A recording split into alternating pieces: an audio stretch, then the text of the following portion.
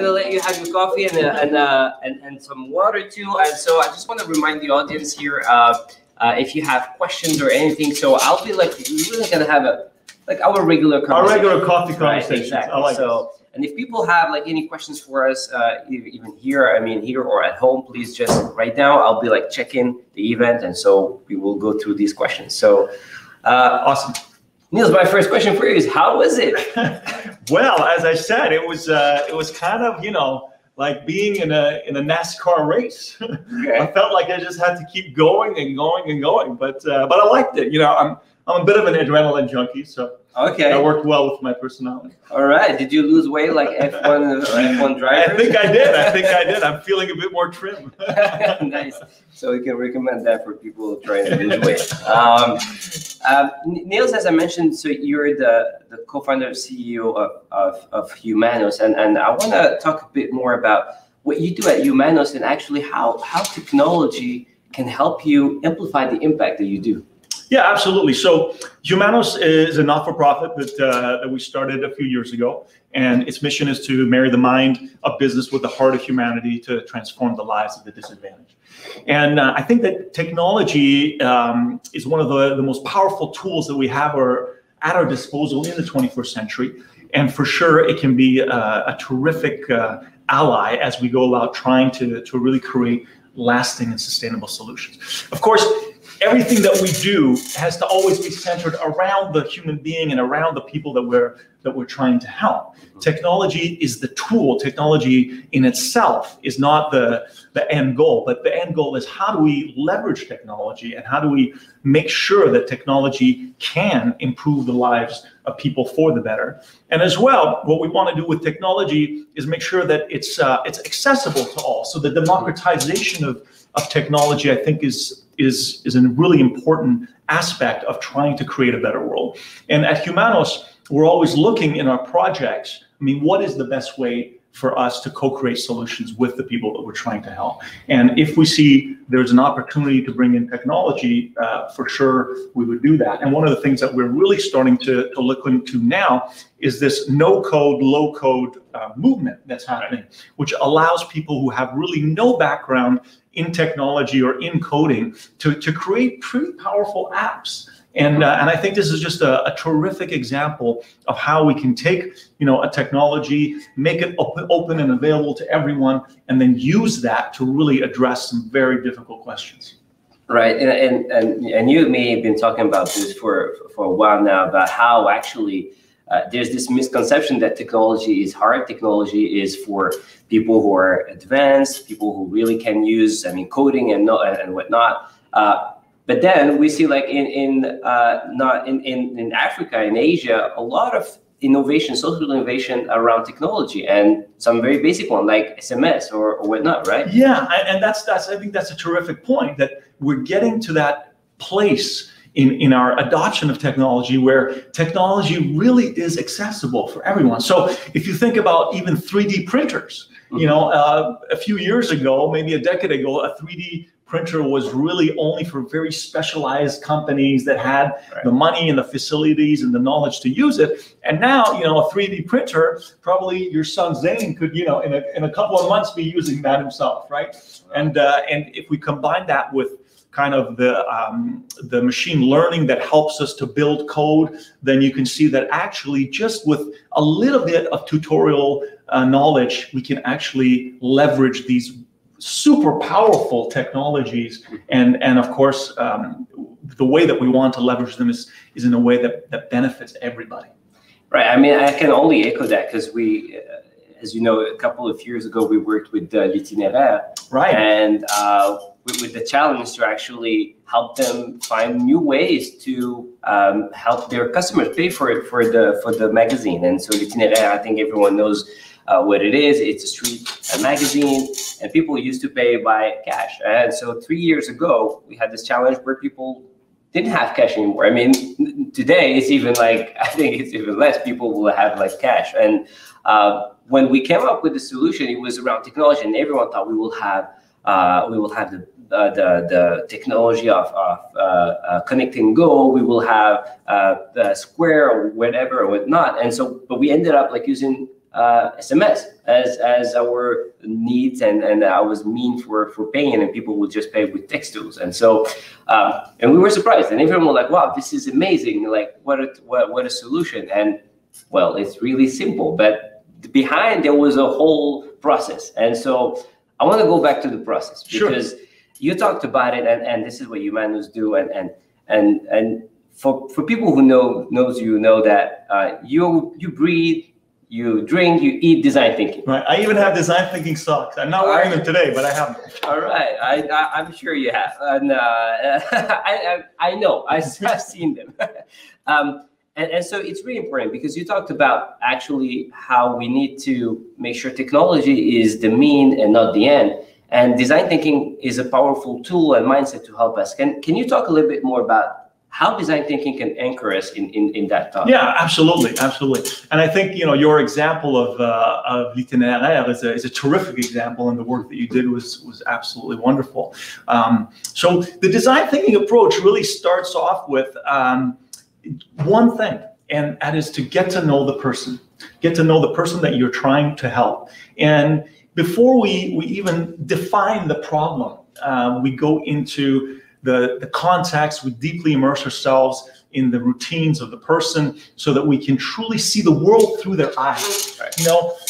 The saying is that you have to walk a mile in somebody else's shoes before you really know what their life is like. And design thinking kind of takes that and really lives it, because the most powerful tool in the design thinking toolkit is something that we're all hardwired to have, and that's empathy.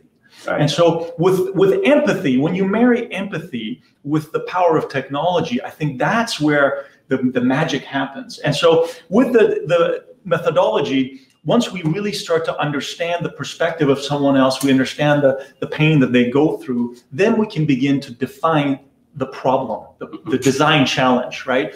And once you can define the design challenge from the perspective of someone, that's when you can start to have points of departure, to points to jump off on. And I think that's where technology can really help, because the great thing about technology is that it's not just an accelerator and a kind of amplifier of, let's say, productive tasks. But in my view, technology is actually an accelerator and amplifier of creativity. Mm-hmm. It allows us to become so much more creative in things that we do. If you look at drones, for example, right. We're using drones right now to do so many things, to take medication in far off lands, to irrigate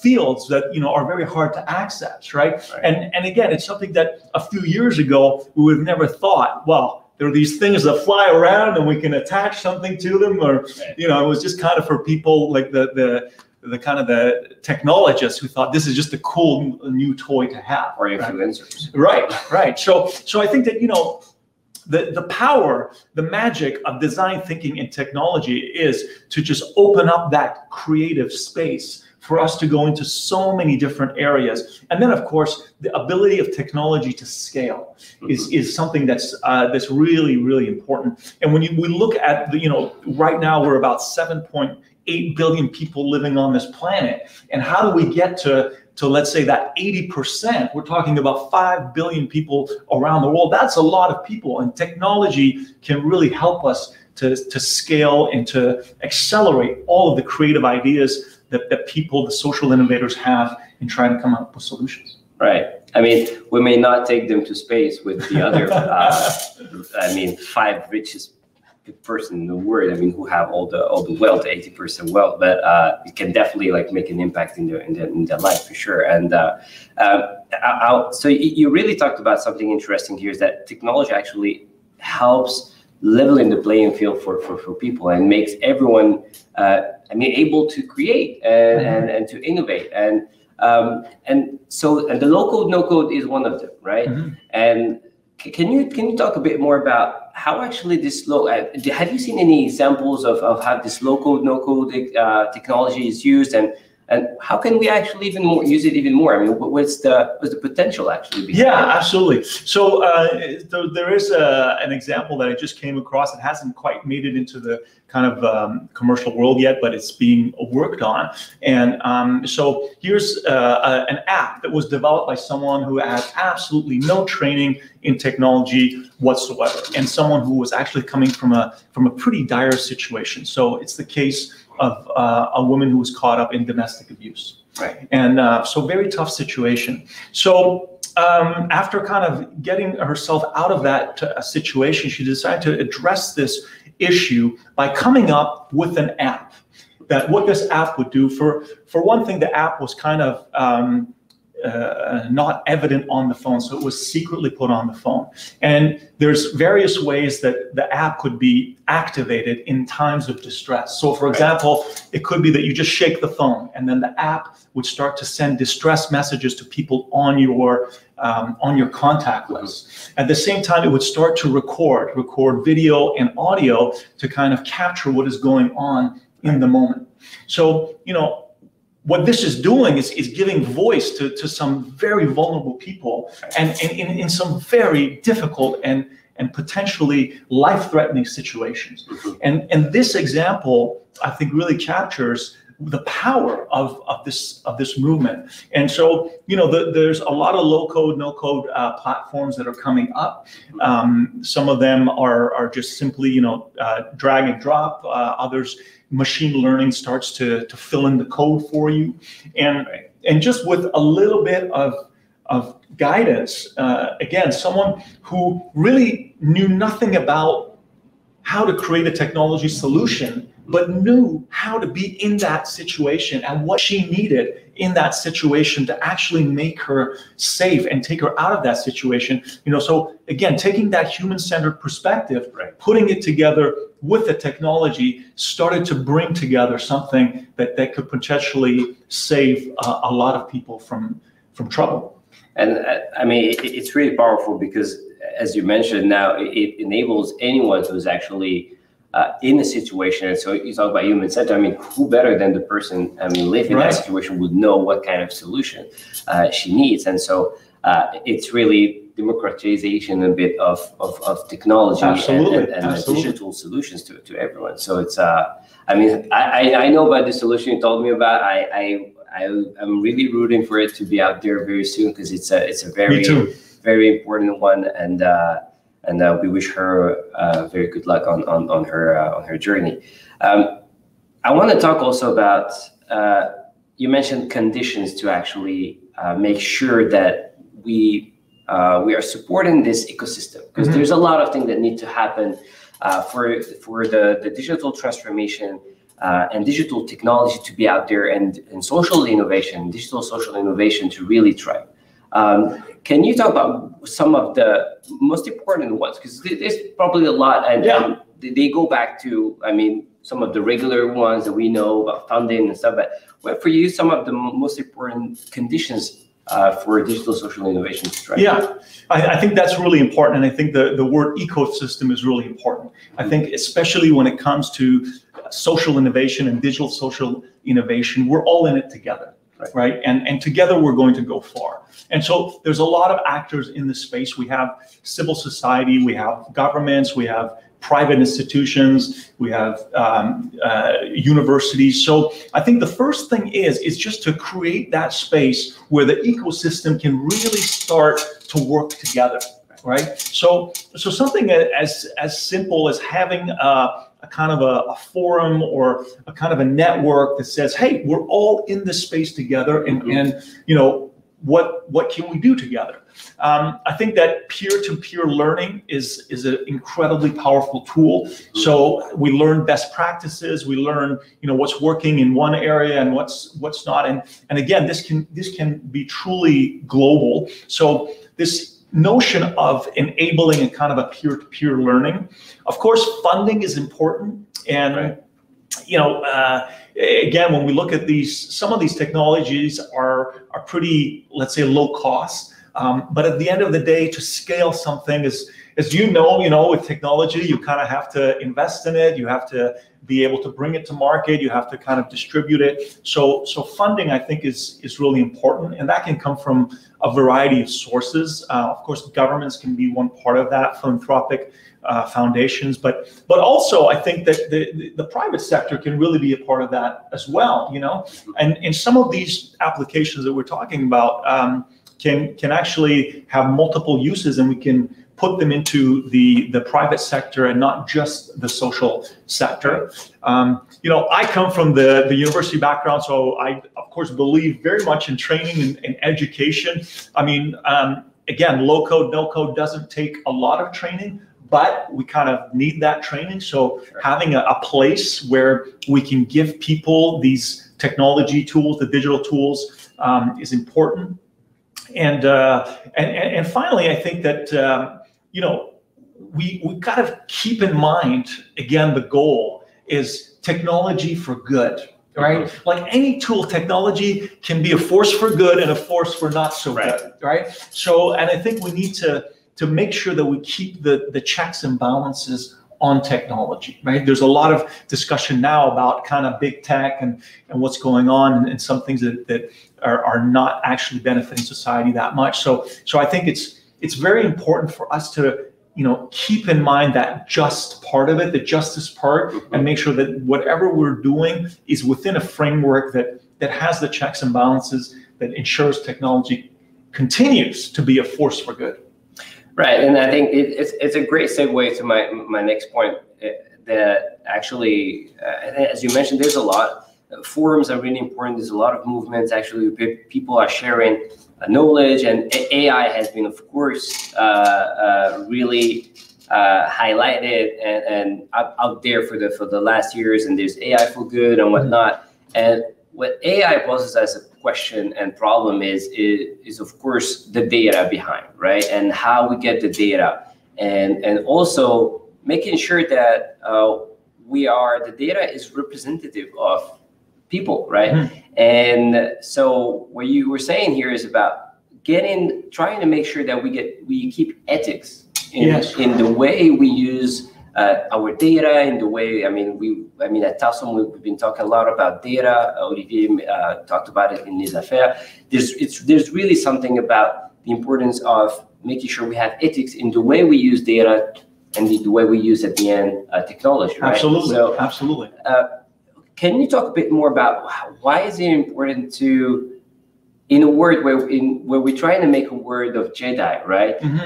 That we make sure that our data and the way we use our technology is also inclusive, and make sure that we're not discriminating people in it. Yeah, I think that's a terrific point. And in fact, in my presentation, I brought that up, that if we want to have a Jedi world, then we need to have transparency. I think that's one of the key things that keeps people honest. And we need to have accountability. And so, those are kind of everybody's, I would say, purview. Of course, governments set frameworks and regulations, but then it's kind of how do people behave, right? And I think that, when people make that pledge, and I know, for example, Talsom is a B Corp, and so that is basically making a very strong pledge that yes, we're a company and we're there and we have to earn money, but actually we're committed to doing it in an ethical way. And I think that's a wonderful role model for other companies out there in the same space that Talsom is in, is to make that commitment, that we're going to be part of this movement, join the B Corp, and become one of those that keeps in mind all those ethics, keeps in mind all those, what I would say are basic human values, right? Is that, do good, don't harm other people, and make sure that what you're doing is rising all boats. So I think that it's kind of like a mindset of collective unison with one voice saying that this is what we're going to create. And then we work together and we keep each other honest and accountable for that. Right. Something that the GAFAM definitely don't see and find it hard to understand, where it's really simple, right? I'm just trying to see if there's any questions from people here, but also on our event. So I don't see a lot of questions here, so we can still continue to have this conversation. So we still have about 5 minutes. So Niels, we can talk about some other points here. There's one question I have for you, and then we can end this here if you don't have more questions. But so how actually for the work you talked about, the work you wanted to do, you talked about low code and no code, right? Mm-hmm. And I know there's some work that you're trying to do there. Can you talk a bit more about some of the projects that you see around the no code, low code, and actually what's coming up next for Humanos with regards to that? Yeah, thanks. I mean, I think that's a promising avenue that we've just started to explore. So, one of the things that we've been thinking about is could Humanos be one of those accelerators for the low code, no code movement?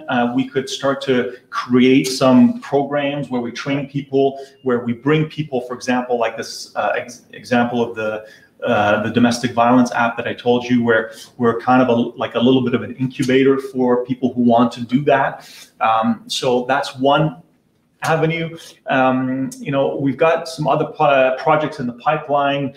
As you know, just recently, an organization reached out to us to talk about how do we help to educate people, newcomers in particular, around the vaccine acceptance.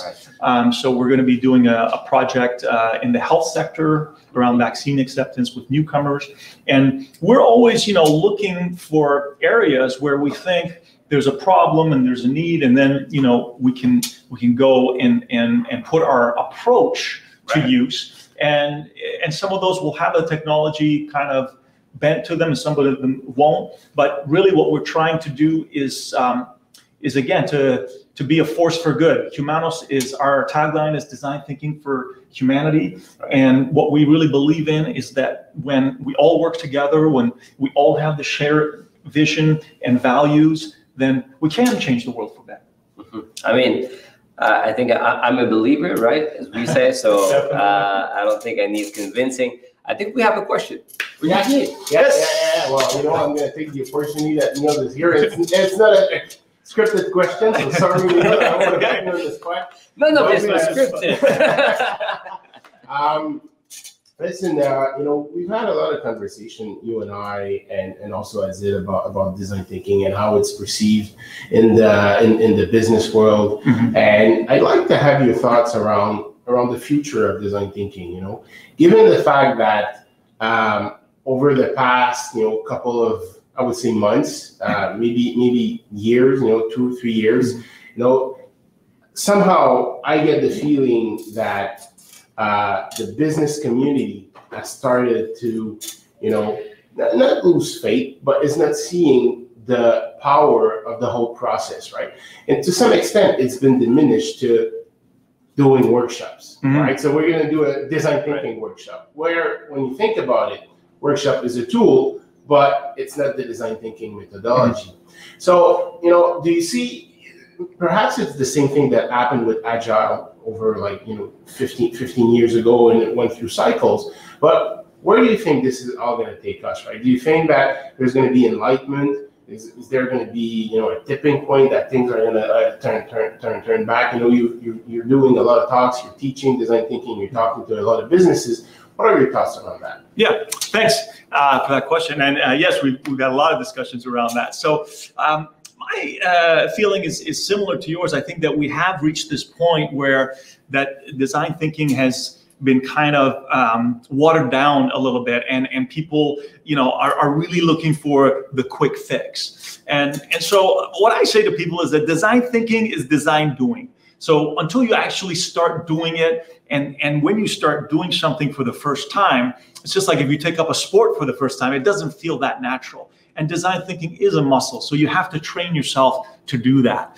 At the same time, I think that businesses have pressures to do things quickly. And so for them, that investment of learning the methodology and doing it in a rigorous and repetitive way may seem in the beginning that actually it's slowing them down. So I can kind of see that mindset. However, my experience has been that once you get past that initial bit of like, this is, something new and is not as familiar, that you start to actually really speed up. And I've seen in the software space, for example, people who started with design thinking and it was taking them maybe, 9 months to a year to really do software releases. And then now they're cutting that down first to 6 months and 3 months, and now really being able to do things in as fast as 12 weeks. So, so the power of design thinking is there. I think that there is still a need to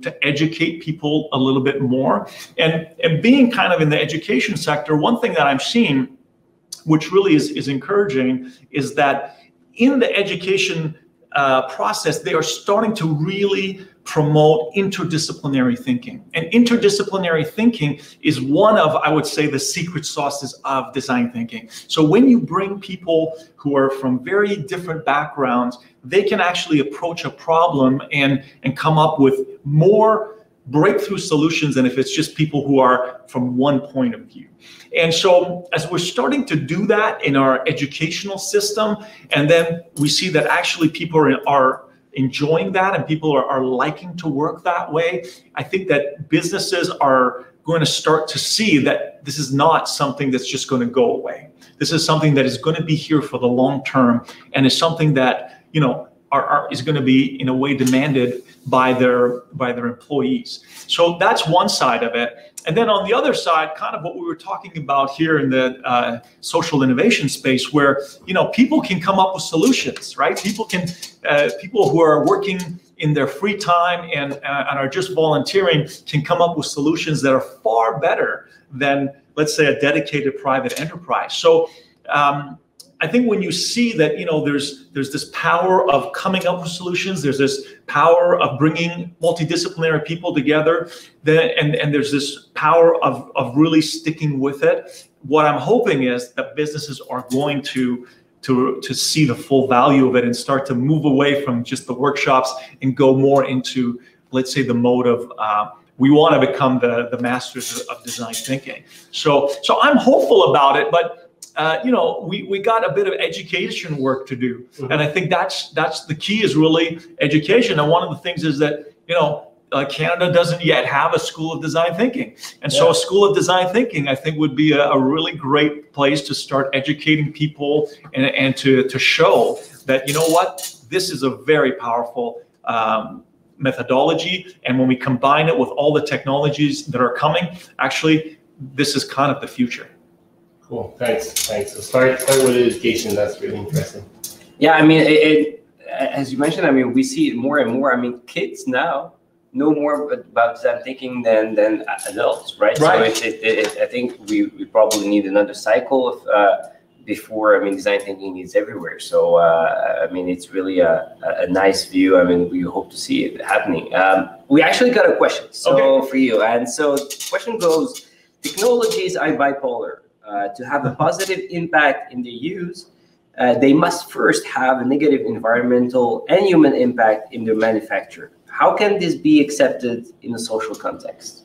It's actually okay. Well, that's a very deep question. It's a tough one. It's tougher than money.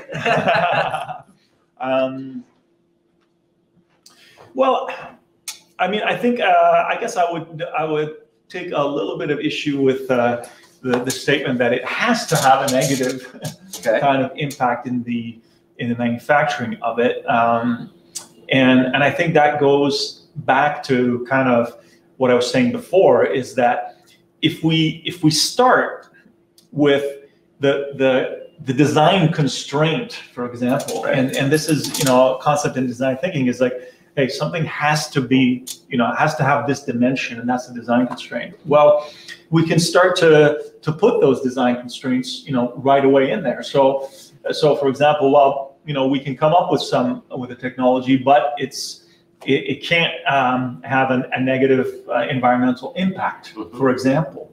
And so if we see that that's where it's going, then we start to pivot away from that right away. So I think that before, the mindset was progress at any cost, right? Yeah. We want this new technology, we want to progress, and there's a bit of collateral damage in the beginning, and we just live with that. And honestly, I think we're at the point now of evolution in our societies and in our civilization where we don't have to accept that. What we can say is that, we're going to start from ground zero, and in ground zero, we're actually going to make sure that whatever solution that we're working on does not have those negative consequences. And there is the notion of unintended consequences, right? And I think that what's good about the design thinking methodology is that it's this iterative methodology that you test things as you go. So if there is an unintended consequence that we didn't forecast, that will come up pretty quickly. And that will allow us to pivot and go into another direction and think about ways to mitigate that unintended consequence. So I think a little bit of it is the kind of the mindset. And I will use the analogy, right, is that if you say that, we're trying to create something, and well, in the beginning, that's going to require a lot of investment. So monetary investment. And what you kind of need to say to yourself is that we're not looking for a financial return in the short term, right? And the other concept is that when we look at return on our kind of innovation activities, is that we should bake in the concept of social return. Right. So something should have a financial return, but it should also have a social return. And those two should be kind of equally weighted, so that we don't move forward with something just because it has a very high financial return, but it might have a negative social return. Right. So once we start to create those kind of social return metrics that we all can agree on, then we can say, hey, okay, going down this way is actually going to be a negative social return. So it's something that we shouldn't really go down. And that's where our creativity comes in as well.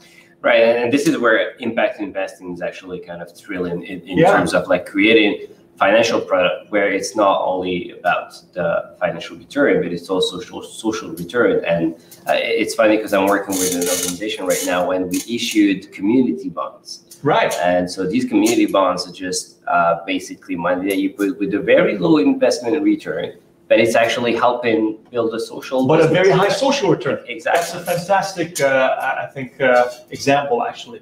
Impact investing is a super way of directing our kind of funds into things that are not just making money, but are actually benefiting society, which is kind of what we want to invest in at the end of the day. Of course.